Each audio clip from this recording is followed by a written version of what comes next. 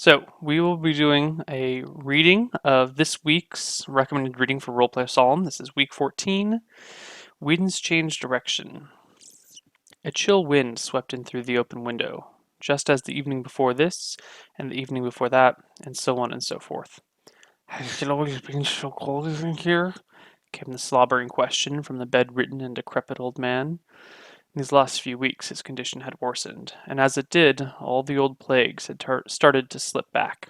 At first it was just a limp, then he had trouble standing up straight. Soon his lisp returned, his hunchback grew seemingly overnight, slobber started falling from his mouth, his mind started to leave him, and he began to talk about old friends, as if he ever had any. The last 3 days had been the worst, and his generals had been summoned all the way from Valesburg to see the end. Orris was dying. Lord Fairest was the first to speak. Never mind the cold. Veracia has not spoken to us in some time, and you are dying. What are her orders? Lady Felicity stepped forward, spinning a dagger on her index finger, producing a small drop of blood, her eyes glowing with a seeming pleasure. That will not be necessary, came the gruff tone as General Kilbourne reached out a mailed hand to block her way. I doubt it would even work. His mind is rotting. Who then shall succeed? Spoke a honey voice with an elven accent. Our Lady keeps us waiting, and I begin to wonder if this is part of her plan.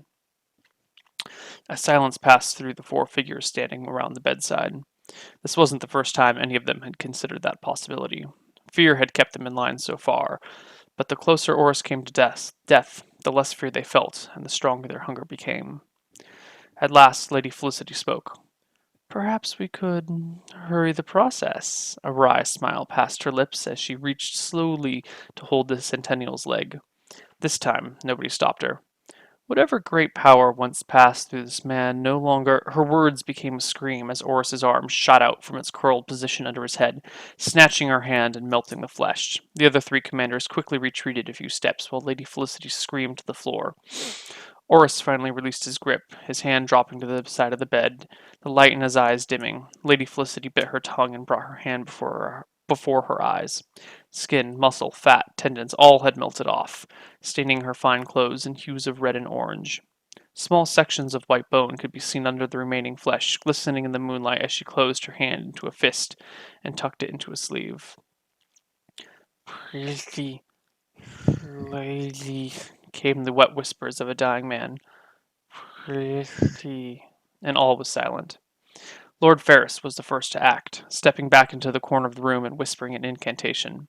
Lady Vivek drew steel and lunged for the Archmage, but a second too late. He disappeared without so much as a puff of smoke, and her blade met stone, jarring it from her hand. Lord Kelborn turned to Lady Felicity, hammer in hand, only to find her ready for him, her black bone dagger drawn in her mutilated hand.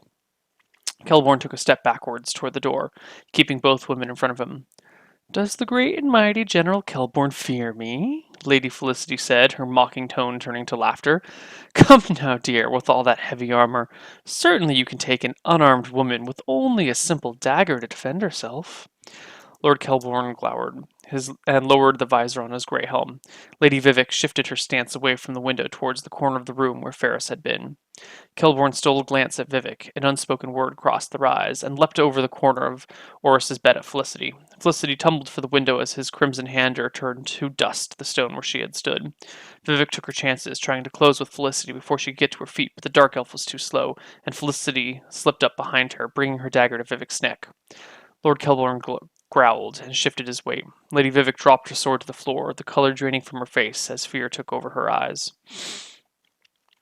Lady Vivek let out a girly giggle and sang, Kelborn and Vivek in the barn. Will the farmer catch them? Where will they run? One shirt, one shoe. Is that a gown? Kelborn and Vivek, what have you done? As she shifted the two of them to the window. Name it, and it's yours, croaked Lady Vivek. Where is the waystone? Fort Calamar, the— No! Cried Lord Kelborn.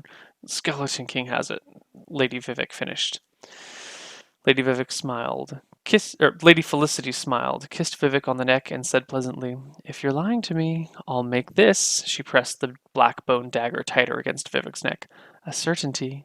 And with that, Lady Felicity leaned back and dropped out the window. Lady Vivek fell to her knee. knees, sharply drawing a breath. Lord Kelbourne stepped to her, tossing off his helm, and went down on one knee, embracing Vivek.